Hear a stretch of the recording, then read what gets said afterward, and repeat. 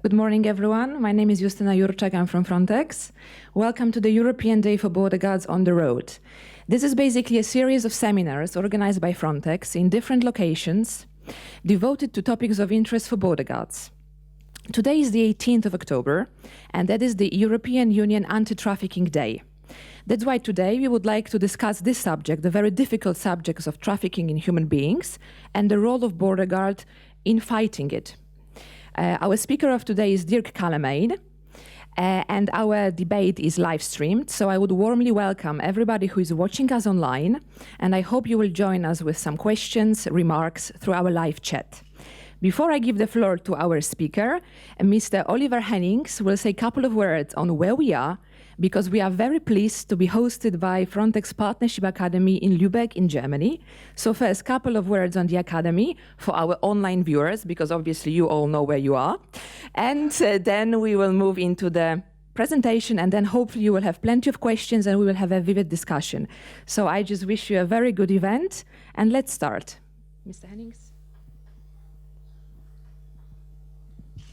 Yeah, thank you very much. And if you want, you can give her a small clap to warm us up. Yeah, I also would like to welcome all of you, also all the guys sitting on the other end of the wire. And I want to give you a short overview who we are and where we are, because we are located here at the northern part of Germany, but we are the center of training and education. Yeah, so this means we are, in this matters, we are the center of Germany, and we are the main training and education company for the federal police.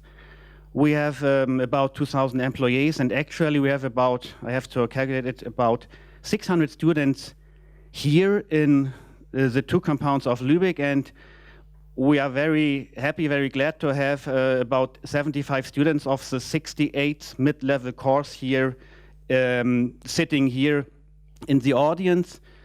This course is about, I don't know the exact number, about 410 people, students. Yeah.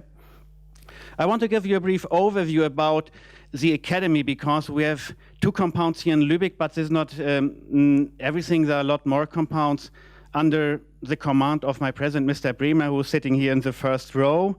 There are also several basic and advanced training centers spread all over Germany, who are also responsible for educational and training courses. Actually, we have about 1,600 students.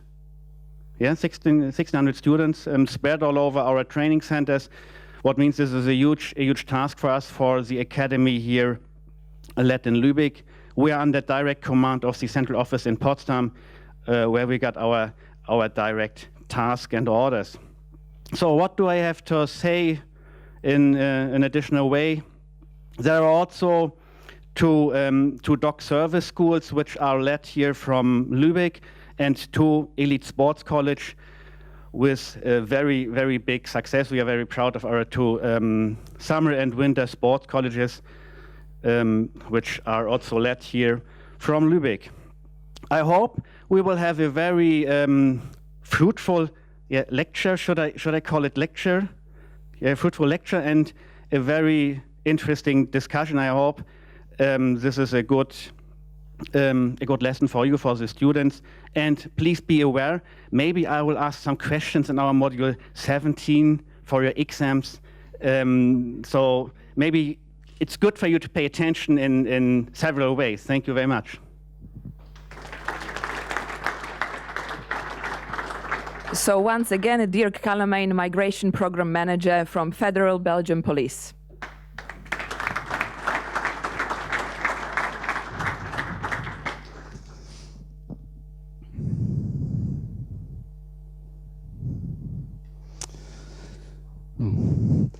Herr Bremer, sehr geehrte Kollegen, meine Damen und Herren, ich freue mich sehr, hier in der Hansestadt Lübeck anwesend zu sein für diesen EU Border Guard, EU Anti-Trafficking Day. My name is Dirk Alameen. I work with the Belgian Federal Police. I'm migration program manager, and I have been working with Frontex on this anti-trafficking in human beings trainings manual. And we've been doing quite some training all over the place, and even in July, we were here in Lübeck doing some training sessions.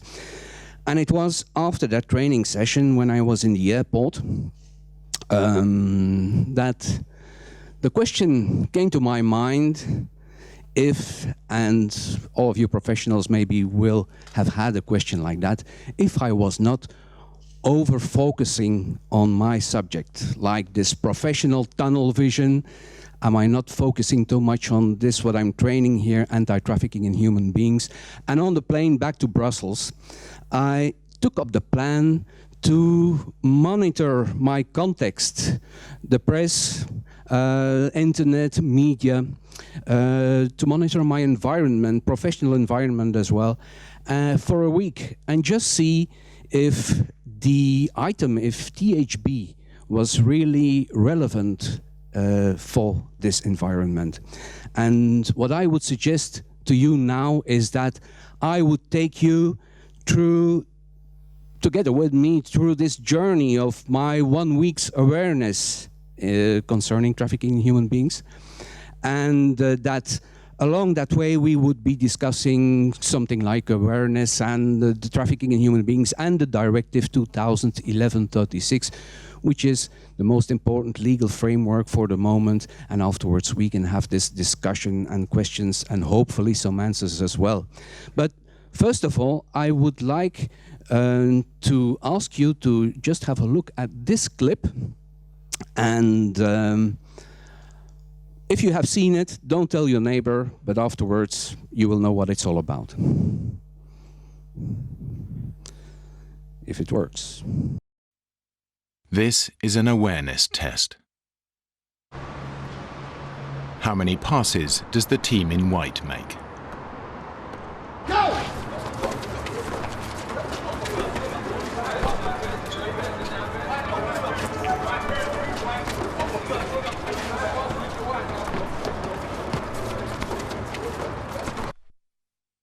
The answer is 13. But did you see the moonwalking bear?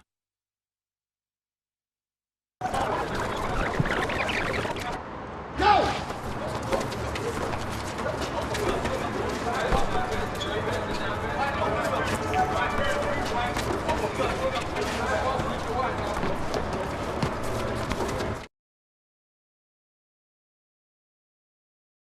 So, did you see the moonwalking bear?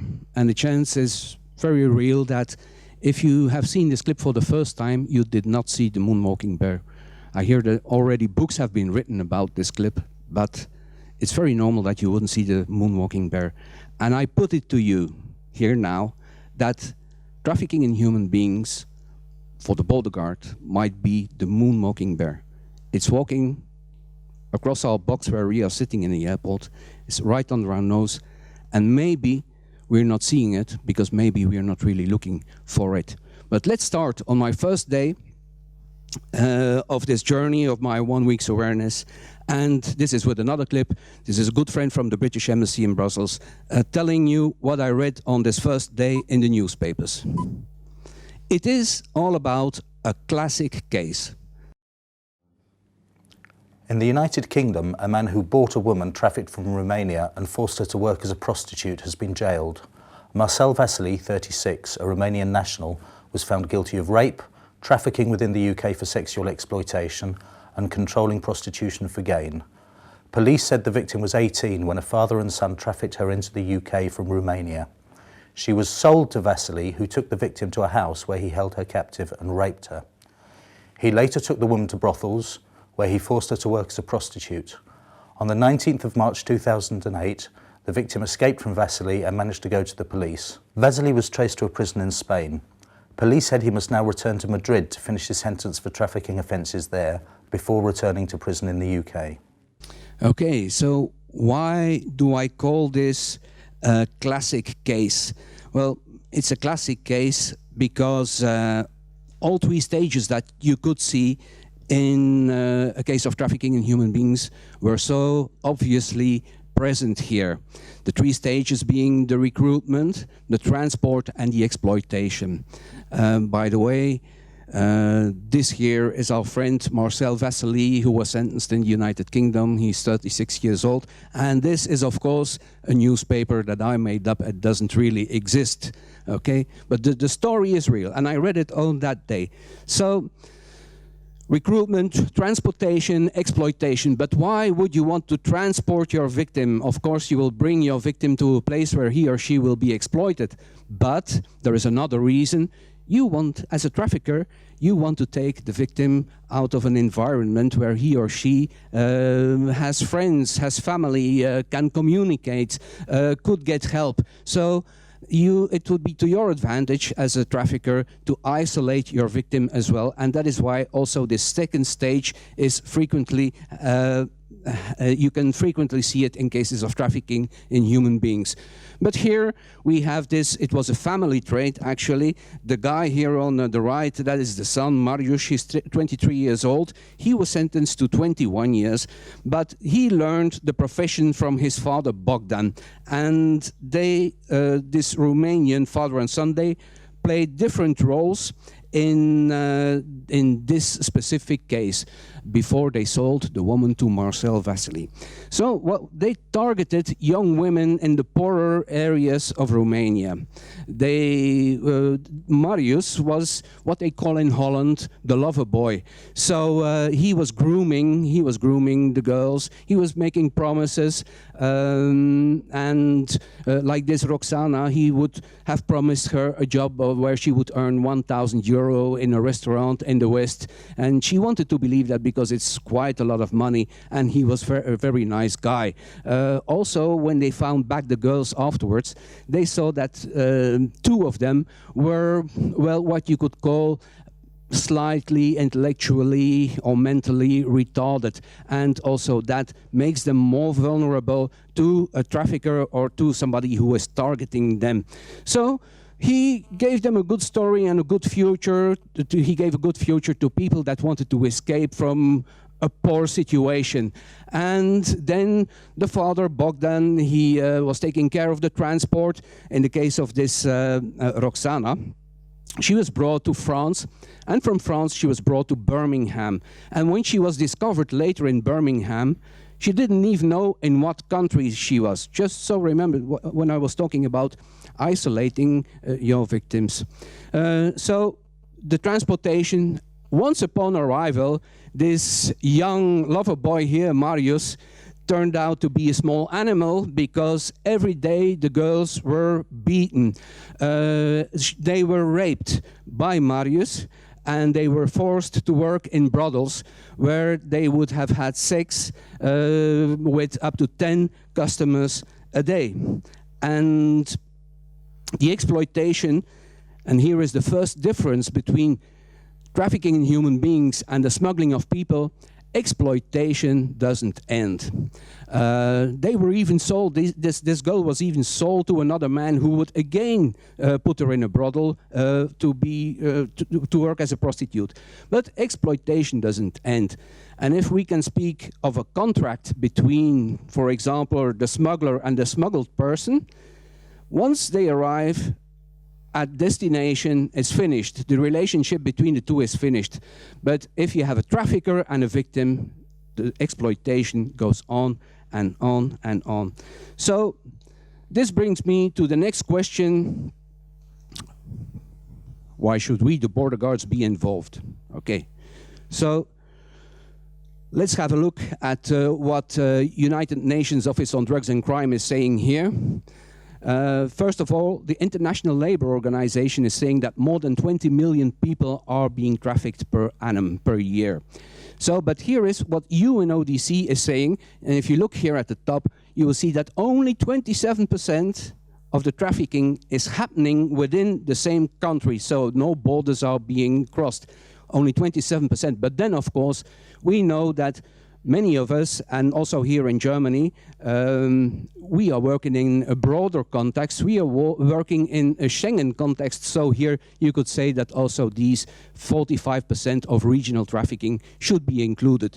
But if we go and have a look at Eurostat now, and these are the data that were published in 2013, you will see that as well where males and females are concerned, more than 1 in 3 is of non-European nationality. And if I would say Schengen, it would be even much more than that. So there is really a cross-border issue at hand here. So the border guard could be concerned. So let's go back to Marcel Vasily. And here he is again. And he had already been arrested in 2008. And this was what the press said about Marcel at that time. And I will read it to you. Vasily was arrested, but gave a false name, and the victim, who was frightened of him, was reluctant to give details about her ordeal. So he was released without charge, the police said. So the victim was afraid, and the victim was afraid to cooperate. And this is something that we border guards might already see, starting at the first line and especially in second line during an interview. The first reaction of a victim would be to look for safety and security, to look for protection. The questions that come up is, will I be safe from the trafficker? What will happen to my family back home? Will I have an income? Will I be able to stay here in this country, or will they send me back? These will be all the questions that come up to a victim. And this brings me to, for the first time, to the directive 2011-36, a document not much bigger than this, but I would say it's the most important legal framework for the moment in the European Union. This framework is all about preventing and combating trafficking in human beings and protecting its victims. And the title already, if you compare it to the document that it is replacing, this document was about combating trafficking. It's a broader context, and this European directive actually supports what it calls a holistic approach. And this is mostly translated in 4 simple words, being called the 3 P's plus 1 P or the 4 P's, but the P stand for prevention, protection, and prosecution, and the 4th P being partnership. So, but you see, this is going, it's already suggesting that it's going much further than the document it was replacing. Also, the directive puts the victim at the center of the approach. And if you just use the search engine in Word, you will see that the word victim appears 129 times in a pretty small document, I would say. But the victim is at the center of the approach. And also the directive is giving us a definition. And as you see, it's quite a mouthful, so I have split it up in the 3 constituent elements. And the 3 constituent elements hold something that you have to do, which is an act. You have to do it in a certain way, the means, and you have to do it for a certain purpose. The 3 constituent elements have to be there. This is an act, the means, and the purpose. So let's have a look at the act. What is the act?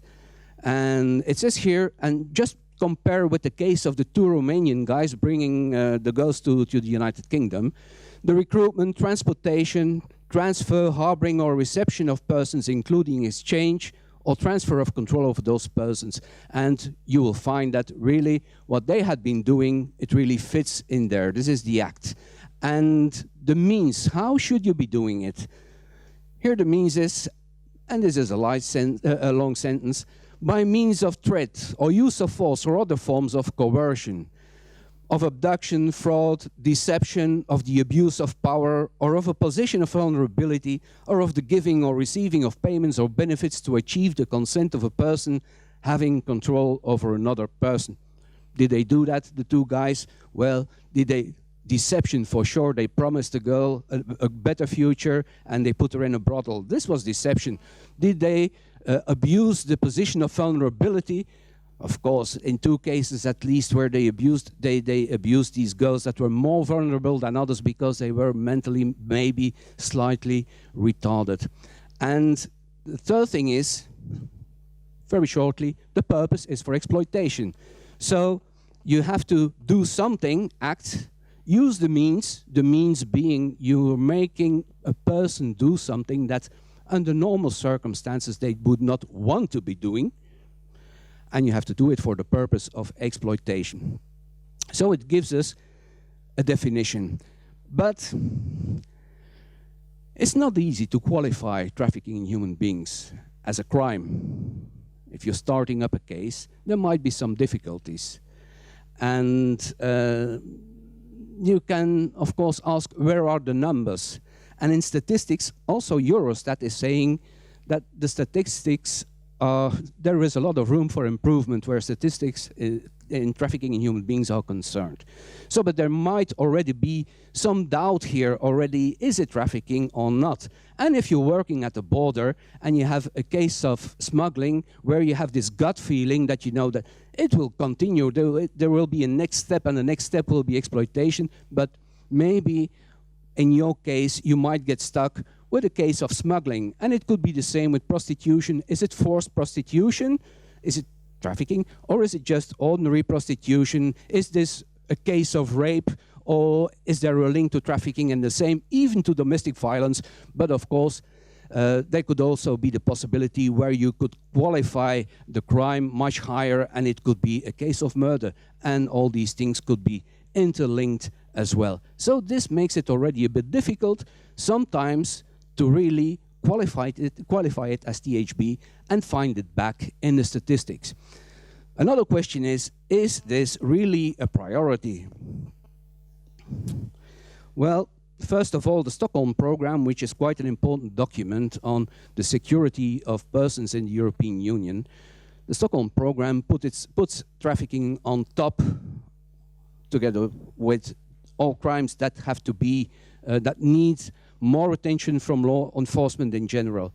The directive 2011-36 says that trafficking in human beings is a priority for the European Union. And then if we go to the website of DG Home Affairs, we see here that it is a top EU priority. So no doubt about it, it is a priority. It is a priority. We've seen that there is a cross-border element there. So the conclusion is that the border guard in this case is crucial. We are concerned. But why are we crucial? You know that you can travel nowadays from the north to the south, from the east to the west and vice versa. And maybe you will be checked only once. And that is when you are being stopped by your own colleagues, by the border guard, when entering the Schengen zone.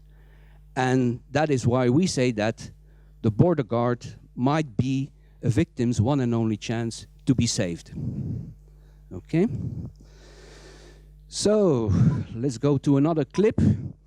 This is about indicators. Indicators are hints, tips, clues that make you think as a border guard, maybe something is wrong here. This is a clip from Holland. You don't have to speak Dutch. You will see, you can follow without any problem.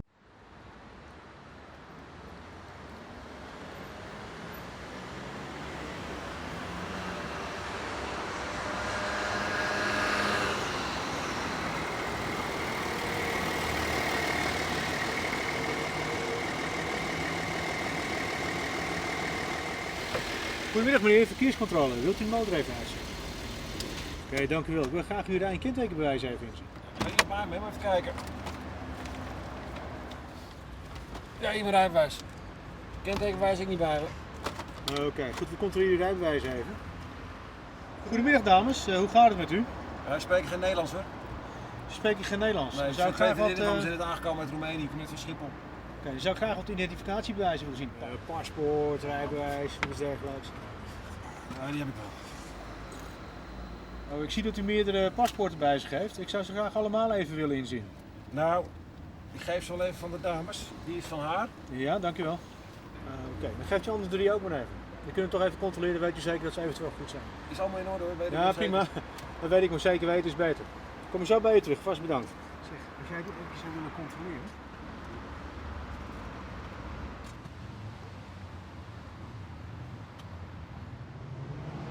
Komen allemaal niet voor. Oké. Uw rijbewijs.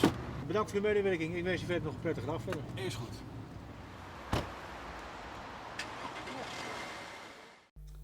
So did you see any hints, clues that there's might be something wrong? I'm sure you all did that. You all saw something, at least one thing that would have been suspicious. The fact that the doors were closed, they didn't speak any Dutch. That maybe you didn't know that, or you didn't get that. But the fact that the driver, which is very classic, he holds the passports. They're both sitting in the back. He has more than 2, and so on and so on. But I'm not showing you this for the hints or the clues. I'm showing you this because I show this to quite a number of responsible police officers. And I saw them, like I saw some of you, smiling at each other because it's so obvious. You can see it, it's so obvious. And they were smiling at each other. And when that was finished, I asked them, and please can I ask you, how many cases of trafficking in human beings did you have last year in your units? So in your forces. And then I didn't see too many smiles there anymore because I don't think they really had a lot of cases of THB. And that again, it raises the question is it a priority? And on a strategic level, we have seen that for sure it's a priority. Now let's go to the working floor, how it is put into operation. And here again, we have these questions. Where are the numbers? I don't really believe in it because I don't see the numbers here with us. And if there are no numbers, it's not a priority. It's not a priority. You're not looking for it. And if you're not really looking for it, you won't see it. If you won't see it, you won't have a case. You won't get into the statistics. You won't have any numbers. And so you're getting into this vicious circle that continues. Okay, so, and that is why I think that a day like this is really necessary to raise the awareness and maybe to break that circle and to make us look for it. Okay, so we've seen that THB is a priority, the border guard is involved, and again, already we've seen that the directive provides us with a framework for it. Now let's go to my day 3. Well, to be honest, I didn't have anything on the second day, but maybe I didn't work or I overslept or something. But let's go to the day 3. And, well, but first here, what Mrs. Cecilia Malmström herself was saying that in April of this year about this priority, that the member states were a bit slow to respond. So this just to support what I just said. Okay, but on my day 3, I saw that trafficking in human beings is a gender-specific phenomenon, and this is also what the directive says. It's a gender-specific phenomenon, and this is more or less something about gender. Here. A UN report says the skewed sex ratio in the Indian state of Haryana is responsible for the large-scale trafficking of girls from other states. These girls are being brought to Haryana for forced marriage and bonded labour, the UN report says. It adds that the shortage of brides in villages and towns of Haryana and Punjab is often met by these on-sale, poverty-stricken women. Sex ratio in Haryana means that in Haryana you have about 877 girls for 1,000 boys. And the reason for that is apparently the dowry. And the dowry is the money or the presents that you have to give if you have a daughter and she gets married. You have to give that to the other family. So if a woman is pregnant, you will look if it will be a boy or a girl. And the moment you see it will be a girl, there is a chance that you will think of an abortion over there. This could, in worst case scenario, be that if you don't have the money and the child is born, you kill it when it is a baby girl. It happens. Okay, but that is, of course, over there. So what do we have to do with that, with these people being sold for marriage? the forced marriage. And if you see here, there's actually, it is the wrong picture, I think, but this is a picture from a Spanish newspaper, an article, and this is a case where they had from Morocco a 13-year-old that was being flown in, and in Catalonia, the same region, they had a look, and they saw that the year before they had 21 cases already, and 13 of them were with children that were being brought to Spain for a forced marriage, or yeah. So, but of course this is Spain, and we're in Germany, and I'm from Belgium, but then it makes me wonder, if I see the first generation of migration, we see that in many cases it's young males. And of course, if I were in that place, maybe I could give preference to marry somebody from my own region, from my own cultural background, and I could be tempted to maybe order a bride back home as well. So it really can happen. The question is, of course, cultural reasons. Should we accept these cultural reasons as valid to not make it a case of trafficking in human beings? Well, then maybe if we say yes to that, maybe we should accept the fact that Roma children are being married at the age of 12 years old, or maybe we should accept the fact of Nigerian voodoo, which is being used in Nigerian prostitution. And of course, you will understand that cultural reasons are not a valid excuse for trafficking in human beings. Okay, so this myth is being busted.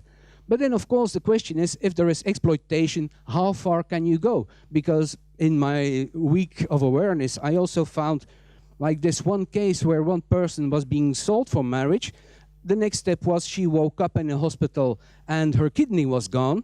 And after that, she was even sold for prostitution. So it all happens in one lifetime that you become trafficked 3 times. So how far can you really go? And there are different forms of exploitation. And this is what the directive says about these different forms of exploitation, this prostitution or other forms of sexual exploitation. But it also mentions forced labor, or here criminal activities, for example, forced criminal activities. It happens also with children. In our Western countries, children are being used for that. And it also mentions the removal of organs as one form of exploitation.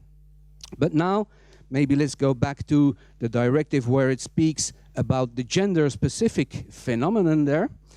That means that women and men could be exploited for different purposes. And actually, if we look at the statistics from Eurostat, you will see that 80% of all trafficked people are female. And if we look, the purpose of the trafficking, most of the cases are sexual exploitation, and 1 in 4 is labor. If we see for what purpose women and men are being trafficked for, well, in almost all cases of sex exploitation that Eurostat got reported between 2008 and 2010, sex exploitation, the victims were female, and most of the labor exploitation was with male victims. But what was also very interesting in these Eurostats was that 15% here, you would see that 15% of all victims were children. And if we look at UNODC, it even goes a bit further here. If we count boys and girls together, worldwide, 27%, that's more than 1 in 4, is a child victim. So, and this brings me to my next item, and that caught my eye on that 3rd day as well. And that is the part that children play in the phenomenon of THB. In Belgium, a paedophile has been jailed for 4 years for possessing and circulating child pornography. Online, the 53-year-old Belgian postman had taken the name Jack Potter. In 2012, he was arrested in Holland when he was on his way to Germany to meet a mother who would lend him her 10-year-old daughter. However, he had been set up by a Dutch television team. An undercover journalist had detected him on the internet when he was looking for a girl between 2 and 12 years old to torture, if necessary, to death. Dutch police had been informed and were able to arrest him at a motorway service area. In the wake of these events, a court of justice in the Netherlands has already sentenced the Belgian, who now faces a total of 6 years imprisonment. So this was actually a Belgian postman, and he thought that he was going to meet a 10-year-old girl in Germany that would be lent to him by her mother. He had made the recruitment through the internet, and I don't have to tell you young guys that the internet is a vast resource for recruitment for these things. He said he was looking for a girl to torture to death, actually. And in his car he had all the stuff that for tying up a child, and he had even been asking whether the other guys from the Dutch television team had brought the lubricant. So he was really planning to do something. But he was doing this recruitment through the internet, through the Tor network. And I don't know if you have heard it, because recently it has been in the news. Tor doesn't stand for the German T-O-R word, but it stands for the onion router, and it's an American-sponsored system where your message is being encrypted, and it goes through various servers so that you don't know who is sending what. So he was actually using this very modern Tor network. Of course, this is one case, but if we take a look at the next clip, you will see, we go to Ukraine, and you will see Mrs. Michelle Konings from Eurojust, and she will say how organized this can become.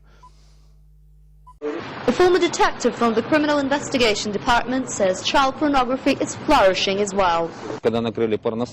When police burst into his studio, a father and his daughter were having sex, and the mother was shooting it. Europol identified 23 young victims from Ukraine in a global crackdown on child pornography.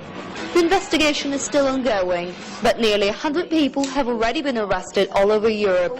This is unique because here we see that films were being ordered with specifics such as we want those children on the video, we want to be present, we want them with or without lingerie, and we will even bring the kind of lingerie we will want them to wear, and this is quite unique. So you can order whatever you want to, you can order, and people will go as far as the man doing it with his daughter and the mother being recording it. So it's going pretty far. But let's have a look at what the directive is saying on children. And there the word child again in this very small document is mentioned 65 times. So children are very important, and there are special provisions for the protection of children, and also the directive is very much considering the fact that there might be a conflict of interest between the persons accompanying, like the parents, the child and the child itself.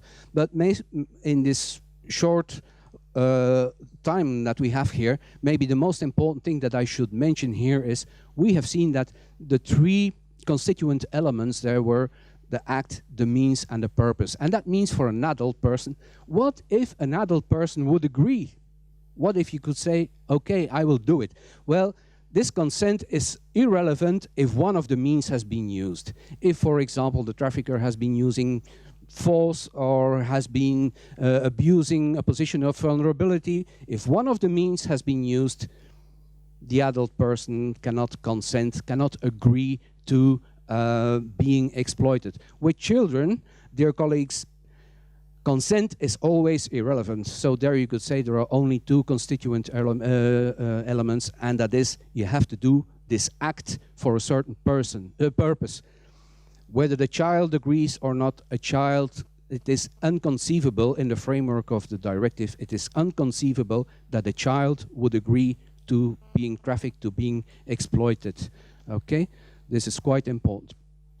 And then again, of course, with child abuse or going further, trafficking in human beings, how far can you go? And some of the cases, and please look at the dates. This is not like 10, 15 years ago. Look at the dates as well. Here, Jessica, she gave her boyfriend Jordan permission to have sex with her daughter Ashlyn, 4 months old. The baby girl was sodomized and then she was strangled. Here, this Evelyn, she died with a condom in her mouth after Steve had oral sex with her. He got 2 life sentences in Michigan in March 2013. Or why not sell your grandson on Facebook? This was clearly a case of trafficking in human beings. Actually, it was suspected that this was part of a child trafficking ring. Or maybe worse, a lucrative form of possibly organized crime in China. Doctors that sell newborns to traffickers, and maybe they will end up here. And this is coming from the border post from Frontex. In Greece, police arrested 5 Bulgarian nationals who were trying to sell a newborn baby of 13 days old for €15,000 to 2 bad luck undercover police officers. Pregnant Bulgarian women were brought illegally into Greece where they would give birth and then the babies would be sold. You think this is exceptional? This is, look, August 2013. If this is exceptional, well, look, the same month here, the same happened in France, where a Romanian Rom allegedly having sold a baby already before birth for the sum of €8,000 and a BMW. And this had already happened in France as well. So, actually, not exceptional. My conclusion is, worldwide, more than 1 in 4 children is 1 in 4 victims is a child.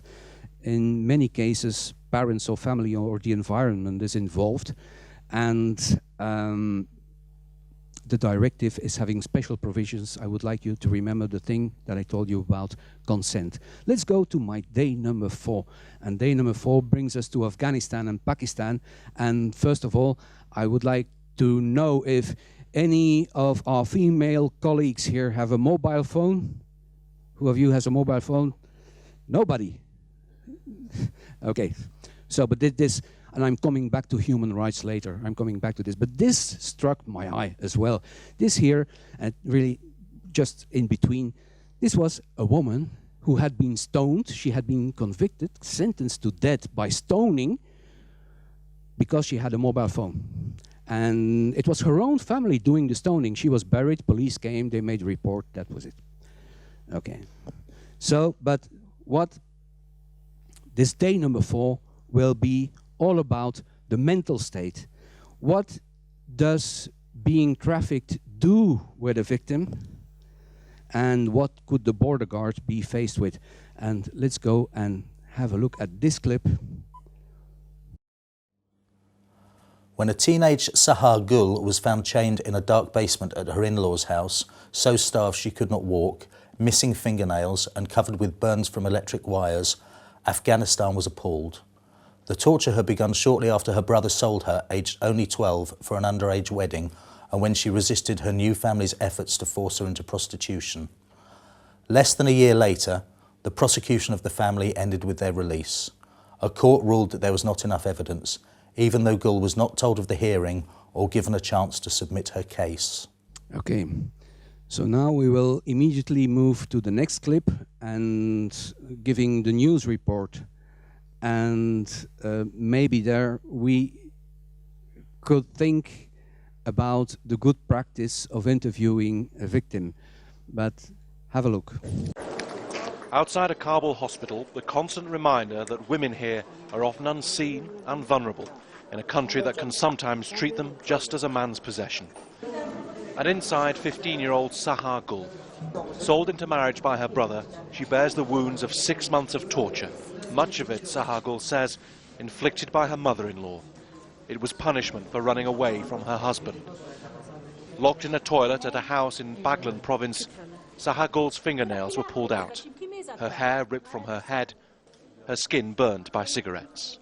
This is a very extreme that we have seen, that a child, that a girl child has been abused, has been physically abused, psychologically abused. It's an issue that shows that we are still need to work a lot with regards to education, with regards to awareness, with regards to socio-economical development. The media attention Sahar Gul is receiving will probably help ensure she'll get the treatment she needs. Both the health and women's ministers have visited her. And while this case may be extreme, it's not unique. The Afghan Independent Human Rights Commission recorded 1,026 cases of violence against women in the second quarter of 2011. That compares to 2,700 cases for the whole of 2010. Well, Afghanistan was in 2011 on #1 for asylum requests in my country and Belgium. But I asked you to have a look at the clip, and I found it almost shocking the way that this victim was exposed to public attention, something that I think over here we would really try to avoid at all price. But did you see all those cameras? And I would say I don't see really any empathy there. There is, if you look on the internet and you just stick in Sahar Gul in YouTube, you will find a clip where she is really shouting, "Don't touch me." And I didn't want to show this to you here today because it's really too touching, and it sticks really to the mind. Okay, but this is all about the mental state, and the directive is saying that victims of trafficking should be protected from secondary victimization and further trauma during the criminal proceedings. And secondary victimization is actually being caused, or could be caused, by our approach, by doing it wrong. And one of the examples that is being given in the directive is the unnecessary repeating of interviews. And this is something that could happen very quickly. We all know the situation. You're at first line, you're asking some questions, then you say, well, I will bring you to the second line. In the second line, you are presenting this case to your colleague. The colleague is taking over, asking the same questions all over again, saying, well, actually, this is not for me. I will call somebody, a specialist here. Can you come? Can you take over because my shift is finished? This is how it sometimes goes in practice. And by the end of the chain, at the end, this victim will maybe have had to repeat this traumatic experience maybe 12 times or so. But here, the first rule that I would say is, if you are being confronted with a case of THB and you have a victim, do no further harm. Stop at the identification. If you have made an identification, stop there. Go to the specialists specialized in interviewing children, in trafficking in human beings, in referral systems. The border guard is not really an investigator, or not in all countries involved in investigations. So the first rule should be do no harm. And another myth here, of course, is with this girl. She was married to her trafficker. This is really clearly a myth that if you're married, it cannot be a case of trafficking. Let's go to my day number 5. And my day number 5 was my Human Rights Day. And here I saw this is Miss Eleanor Sharpston. She is a Prosecutor General of the Court of Justice of the European Union. And she said that, I read in the newspaper that day that homosexuals could become a special group so that in the sense of refugee law, they could get easier access to the status to become refugee. And then, of course, homosexuals, I was thinking, human rights also, making this link, is this human rights? I was surprised that this was still under discussion. Could you be discriminated, which is in human rights? And here, this picture went viral. It's from Iran. It went viral on the internet because these two lovers were executed. And I even read that normally there is some slack in the rope here. I even read in the papers that they made it a bit tighter so that that would take a little longer. So, but I was discussing this with a colleague from the United Nations, discrimination of homosexuals and the fundamental rights issue. And of course, then you can ask, what about trafficking in human beings and human rights? And here, first of all, of course, we can go and have a look in the Universal Declaration of Human Rights, now 1948, and there in Article 4, you will read a reference to slavery. There are also other articles talking about inhuman, degrading treatment. Then what we saw already, which has to be there, the consent of both partners for marriage, human rights, the fair remuneration of labor, so labor exploitation. Then, of course, we have another important document, the convention, the European Convention on Human Rights of 1950, and also there in Article 4 you will find something about slavery. And then, of course, we have the Charter of Fundamental Rights of the European Union, and there in Article 5 you will clearly find that trafficking in human beings is prohibited. So it's named there explicitly, trafficking in human beings is prohibited. Within the other two documents, the reference to slavery. And trafficking in human beings is in many cases called a modern form of slavery. It's today's slavery. I always say that trafficking in human beings takes the human out of the being. But let's see, the same day in that newspaper, this happened in California. This was a case of a so-called Arab princess, Michelle Alaiban, and she held some workers at her home.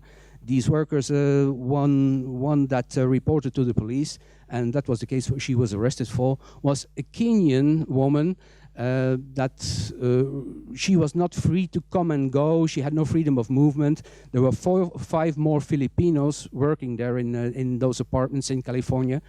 And the princess paid that girl €150 per month for 16 hours working days. The princess was released on bail. Bail was set at $5 million.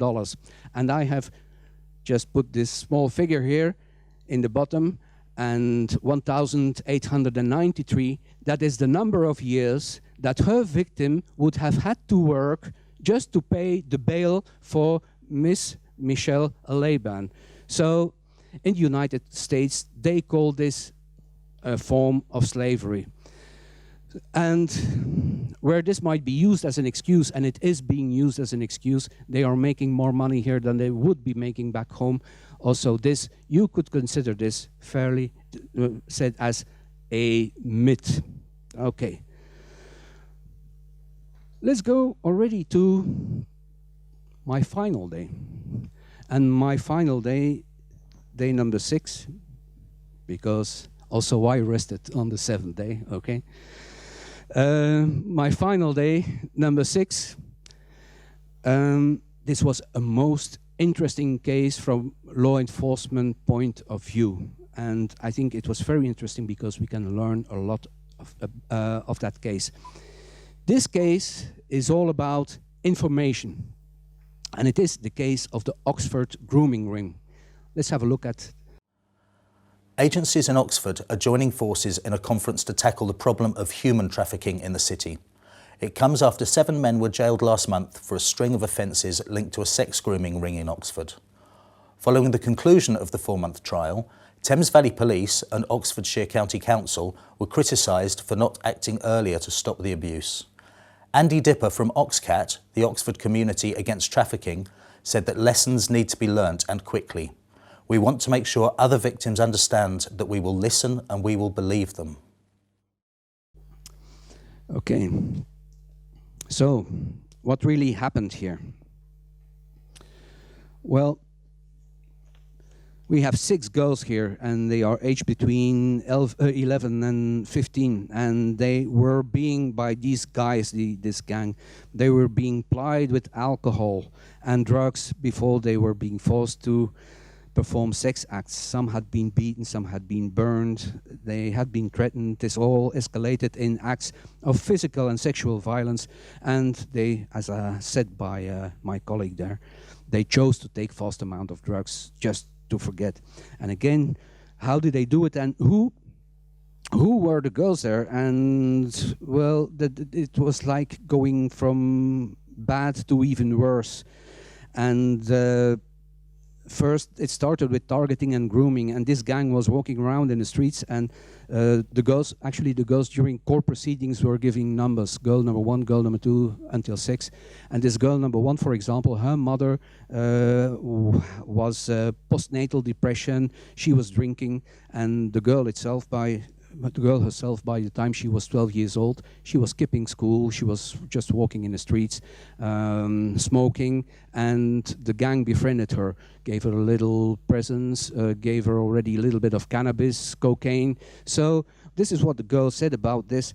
They made me feel like I was kind of important. Girl number 2 had been in foster and other placements, and girl number 3 had suffered from child abuse, I think. So, but the grooming could take up to 1 year.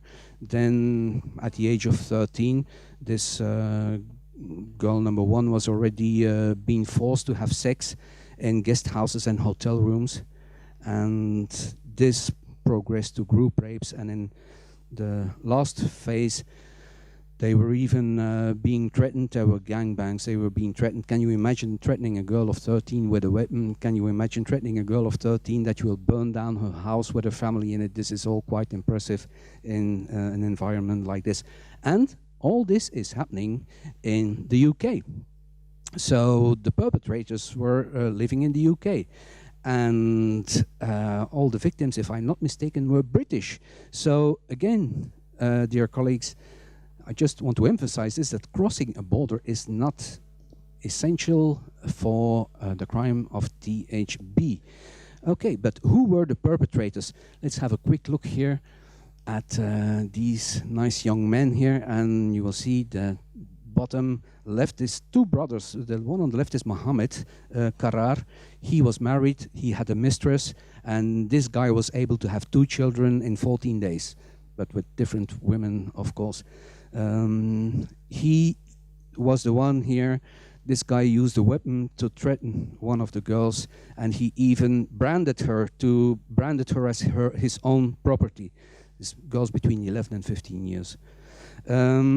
His brother Bassam on the right there, what is special about him? He was a security guard. Then we go to the leaders of the gang here. These are the 2 leaders, the Dogar brothers. This guy is a hospital porter, and this one was a bit, yeah, you wouldn't say this is a hospital porter, but the other one was looking a bit better, and both brothers, they were the leaders of the gang. What can I say about the leaders of the gang? That is that one of their neighbors, Sarah Lazenby, she said, I was shocked when these 2 young men from our street were arrested. I would never have guessed they would be involved in something like this. Okay, apparently they trusted these guys.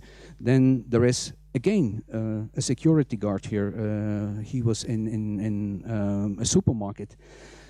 This guy here was working in BMW plant, and then we have the 27-year-old Zishan Ahmed, and all 7 of these guys, they controlled, they raped, and they abused 1 or more of the girls. They had people coming from all over the country for the gangbangs they organized. So what do we have here? We have family guys, of which 2 security guards and 1 hospital porter, and their leaders enjoying a good reputation in the area. I'm bringing up the Stockholm Syndrome here because one of the special things is that someone from the county council said, and I can read this to you, one of the real problems with the nature of grooming is what actually happens. Children are effectively brainwashed a bit like a cult. They don't see themselves as victims. And this rang a bell with me, and this reminded me of the Stockholm Syndrome in 1973. Yes, I was born already then. But in this case, victims became emotionally attached to the criminals, and they even defended them. So this happened in this case as well. These girls, they were free to go. They were not locked up. They were staying in homes. And all girls had already been in contact with the police. So it is also a case, and the British themselves, they were very open about it. They called it a case of missed opportunities. So let's have a look why this could be a case of missed opportunities. For years, here in Oxford, a gang of men subjected girls as young as 11 to appalling abuse, approaching them on the city's Cowley Road, getting them addicted to drink and drugs. In this sadistic business, victims were bought and sold, trafficked around the country, And we now know, for years, police, social workers and others missed opportunities to protect them. How do you get around? One of the 7 men convicted, Akhtar Doga, was arrested twice on suspicion of rape or sexual assault after complaints by 2 of the girls. That was 2006. His brother Anjem and another of the defendants were also arrested that year on similar charges. Each time the victims felt unable to continue and the cases were dropped. That wasn't me. One of the victims says her mother asked for support repeatedly from social workers, schools and police, but no one would help get to the root of the problem. It's just scary now to think that she was alone doing that and the people that were supposed to be helping wouldn't help her. But she never gave up, and that's why I'm still here now. So where were the missed opportunities? All 6 of the victims in this case were known to social workers. 5 spent time in care. All of the girls ran away, but one was reported missing to the police 126 times in 15 months. In addition to the 3 arrests that led nowhere, the Crown Prosecution Service is reviewing 3 other cases that weren't proceeded with, and all of the authorities have apologised for their failings. It wasn't that we didn't try. I think what we were doing was responding case by case, and it wasn't until the end of 2010, into 2011, when we started to join up the dots and see the bigger picture. Okay, so the missed opportunities. 126 times reported in just a couple of weeks, but I'm sure it could happen anywhere. About information, we say that 0 plus 0 plus 0 is 1, and meaning that some pieces of the puzzle that will tell you nothing on their own, if you put them together, this will become information, something that you can work with. And it's the same with this. This reminds me of the 4P partnership. So if they could have exchanged this information with the homes, all the social services, the police, maybe we get a better picture of what is happening. And we're also trying to do this with a medical word for the moment. But 0 plus 0 plus 0 makes 1. So every information that you have, even if you don't have a case, I would say, why not pass it on if there is something that is worthwhile passing on? And a staggering example of what a missed opportunity in this case was, one of the girls, she managed to escape and she drove away back to the home where she was in care.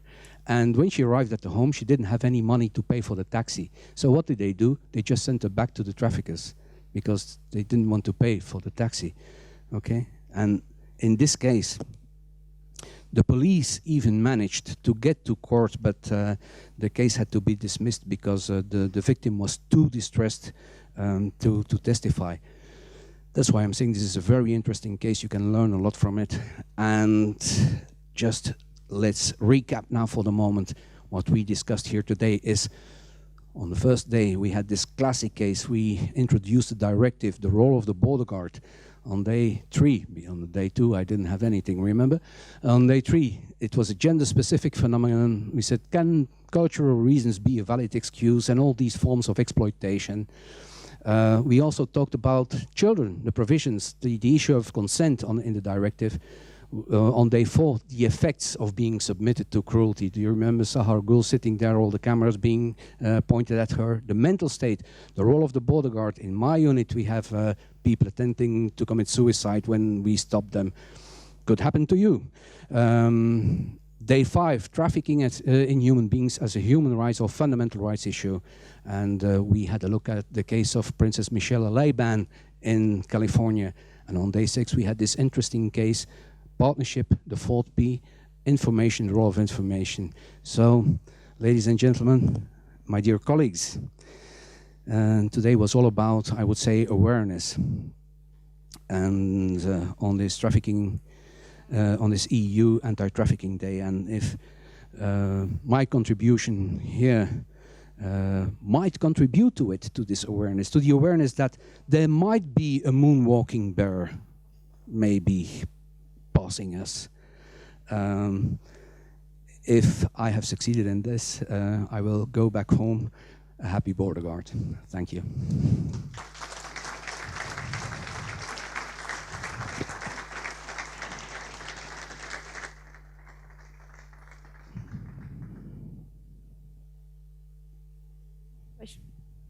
Do you have any questions or remarks, comments? Okay, so I will start with one because we have a question from Italy. What are the top nationalities of victims in EU? Top nationalities of victims in European Union are European nationalities, Romania and Bulgaria, according to Eurostat. And non-European nationalities would be Nigeria on the first place, and on the second place it would be China. Nigeria, very well represented in exploitation, prostitution. Does that answer your question, Justina? I guess so. No, it's not my question. So I don't know. Come on, you must have some questions or comments. Here we go. Yeah. You could just take the microphone, otherwise. So, sir, you have spoken about acting after act. So, there's a crime. For example, some girl from Romania came with someone to Germany for prostitution. Okay, so I want to hear about preventive programs. If there are organizations that helps with preventive, so they go to schools, speak with girls from Romania, from other countries, and speak about the danger or how some guy come from another country and tell lies about a better life or better job, something like that. Actually, this is a very good question. This is a very good question, and we have countries of origin, we have countries of transit and countries of destination, and your country can be one or more of this. My country, Belgium, and I think Germany as well, will be a country of transit as well as a country of destination. People are coming through here, maybe to go to the United Kingdom, being smuggled there, or to be trafficked there. The same with Belgium, but you have countries of origin as well. And what you were asking now is about these countries of origin, and I've been faced with the specific problem of those countries very recently, because I also thought in terms of the prevention. This is the part that these countries of origin are playing, the preventive side. And when I went over there, I was faced with people that said, for us, the biggest problem starts when they come back, as complete wrecks, when they come back with all the shame of what they have gone through, when they go back to their families and still have to survive there, and for years they cannot talk about it. But in these countries, I also saw that they really have these preventive programs, and they are apparently visiting families on the regions that are being targeted, and also the border guards seem to have these preventive measures.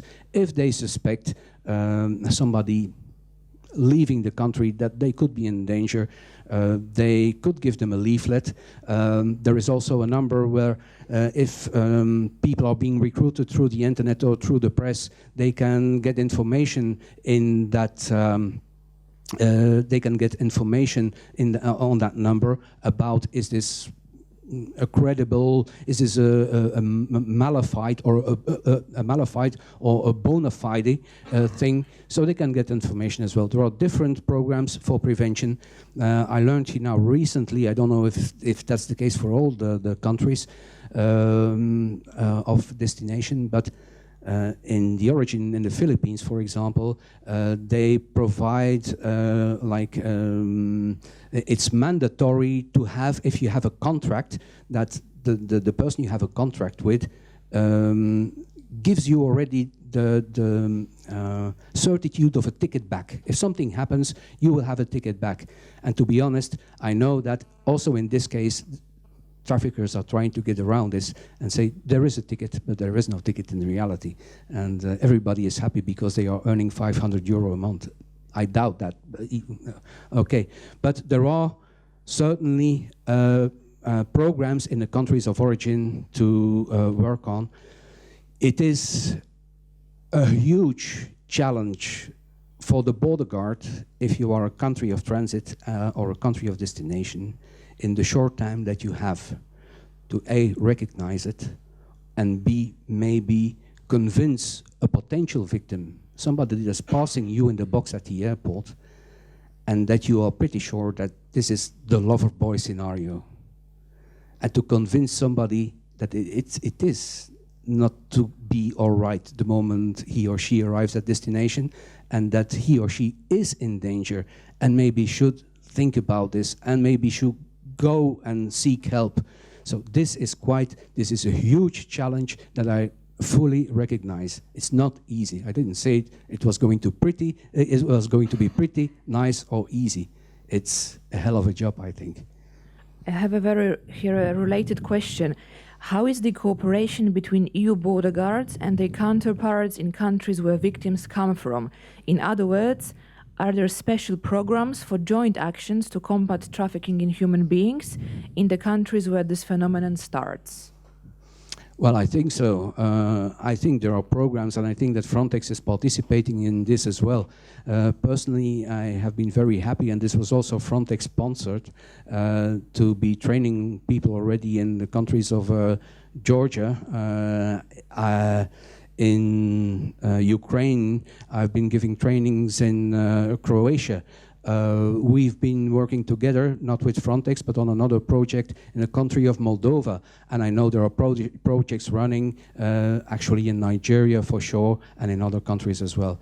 So there are many projects. Also, on a national level, there are, if one country is being targeted by from one specific, it could be one line to another country, they could send out their officers for awareness and even check. So there are more than enough programs around, I think. And another question which was posted twice, so somebody is very curious.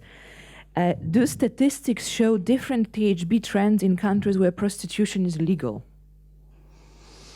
Well, I must say I've read these statistics of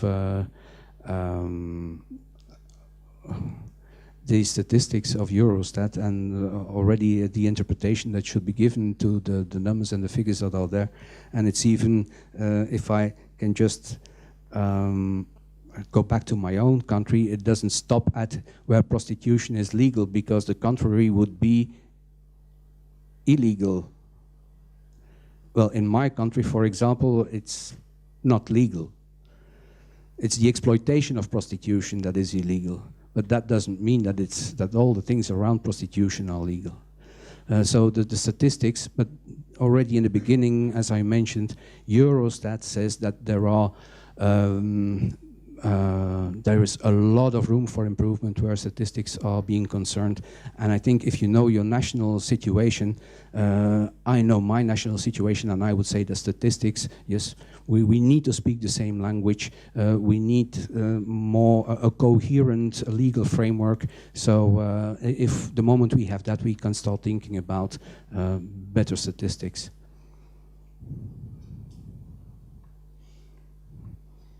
Any questions from you guys?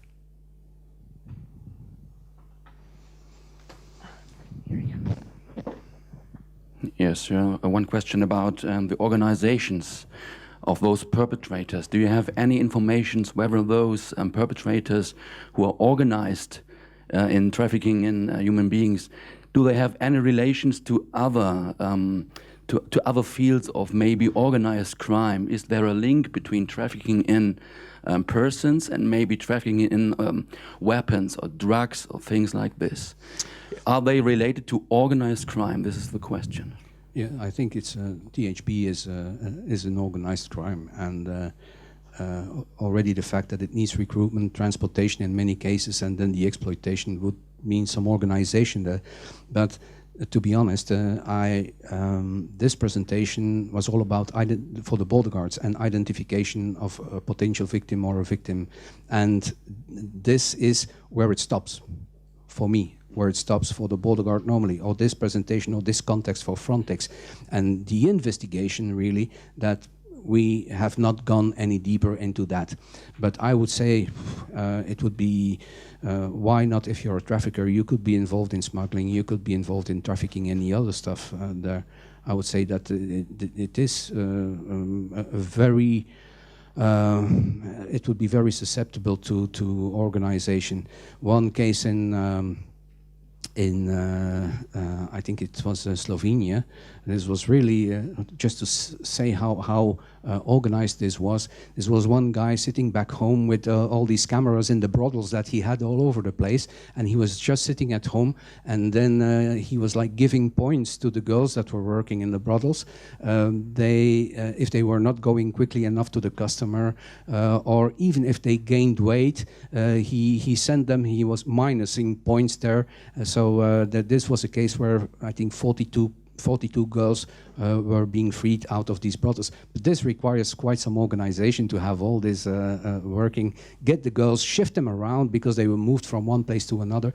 As I said, the moment they can get some help there, you move them. The customers get tired of them as well. This is also, but you have to move the girls around. I would suspect there is organization, but in the framework of this presentation and in the framework of Frontex, I would like to stick to the border guard side of it and not the investigative part of it. Thank you.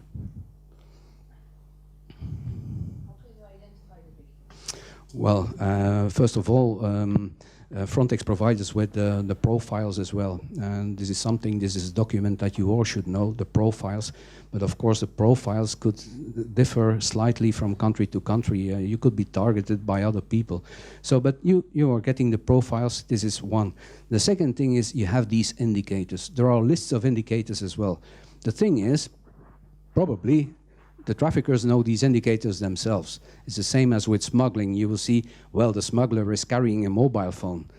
Well, if the smuggler knows that, he gives that mobile phone to the smuggled person. And if you get a group of people being smuggled, the one with the dirty clothes might be the smuggler because they know the indicators there as well. So, but the traffickers also know the indicators. Basically, you are looking for a person potentially having some control over another person. And there might be behavioral indicators like the victim looking for an answer to the trafficker or whatever. So, profile, indicators, you have the material witness. The third thing, the material evidence, sorry. Profiles, indicators, material evidence, and the fourth thing is the interview. And if we are giving training, we provide a whole day training, interviewing a potential victim, because just asking the questions could already be a very difficult experience, I would say. Profile, indicators, material evidence, and the fourth one being the interview. That is how you identify a victim or a potential victim. So we all know that there's that push and pull things that make, for example, someone from outside Europe come to Germany, not to Belgium, for example.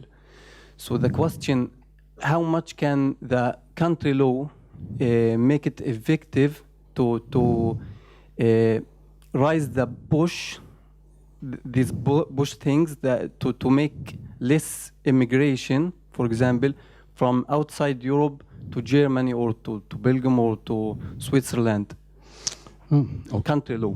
Of course, the measures that one country takes could have an influence on these push factors or push and pull factors, and it could also be why you would choose for one country or another country to go to, even to be smuggled to work for.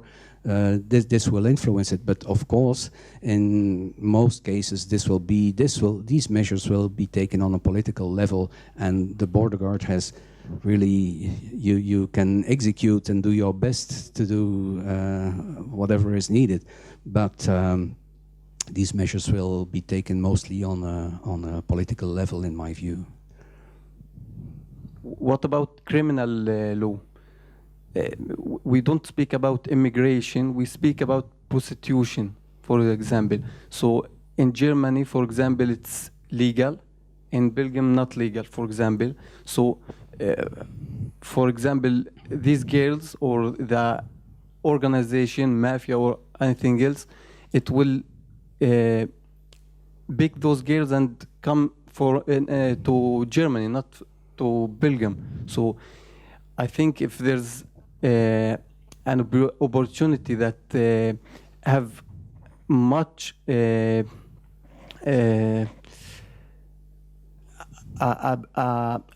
hard or a stronger criminal law against those people, maybe it will be a push factor. It's true.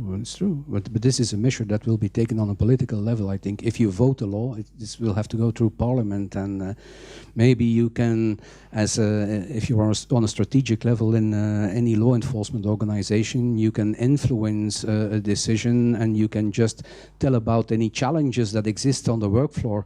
But really, to change the law, you need the political level. Okay, and I didn't say about prostitution in my country, in Belgium, that it was legal or illegal. I said it's not illegal. It's not illegal, but there is nothing that says okay, you can go for prostitution. It's okay. It's legal. No, it's in between. Exploitation of a prostitution is illegal. Okay, but yeah. There is a question here which just arrived regarding to the profiles and indicators. Is it possible to make a profile indicators list, what a border guard can do at the booth, so the decision of the border guard to send the person to the second line control will be easier? Yes, of course, and these lists exist. If we give the training, we include these lists, and you can get that from the training manual. You can get that from the trainers, from your national trainers. But what you should know is you have this. Also, United Nations provide these lists of indicators. That these indicators will change in time, and they can change from place to place as well. They will be colored locally and in time. But it's true. You should need, if you get the training here, you should get from your national trainers and a list of indicators of how you can see that actually this is a potential case of trafficking in human beings. How many seconds do you have at an airport? It's not. You don't have too much time. So it all has to go. It's not something that you go to the training course and the day after you are. It's something that you have to grow into. And I remember I've been a border guard since 1978. I had colleagues that we could go somewhere and, for example, to a station where international travelers arrived, and he had this gut feeling, he had this much experience in those things that he could really point and say, well, and we just asked this person to the side, and in many cases he was right. So this is competence is much more than getting the list. It has also to do with the training, the knowing, the using of this knowledge, all this, and wanting to use it. You need this awareness is about wanting to see it. This is the first step, that you recognize that there is a challenge. Once you recognize that, then you can train on it, you can get some more experience, and you can focus better.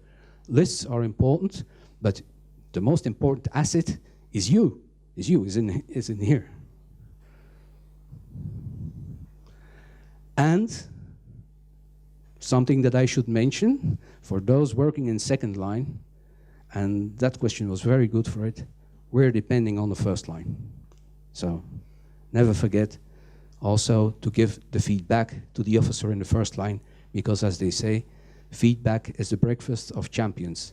If I'm giving information in first line from the booth and sending this and papers and filling out in the computer, and I never get any answer, I don't know if something is happening with that, I might be very well tempted to say, well, it's of no use at all.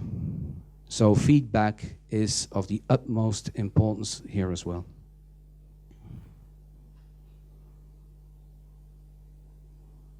How many of you are working in first line? Nobody? No girls with a telephone? Nobody's working in first line? Okay. So if there are no questions, no comments, I think we will wrap it up. So thank you very much. Okay, it was a pleasure. And thank you to Lübeck for hosting us. And let's have a coffee. Okay.